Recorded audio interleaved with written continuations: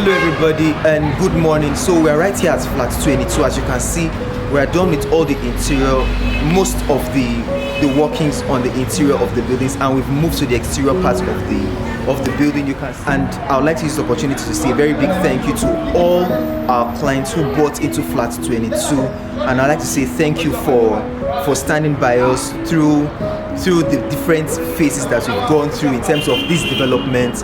We promise to